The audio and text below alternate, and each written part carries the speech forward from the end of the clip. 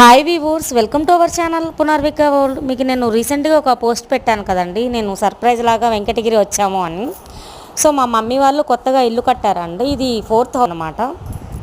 So ఆ ఇంటిది గృహప్రవేశం పర్పస్గా మేము వచ్చామండి. యాక్చువల్గా మేము రాము అని చెప్పాం మా మమ్మీకి, బట్ సడన్గా అన్ఎక్స్పెక్టెడ్గా వచ్చామండి.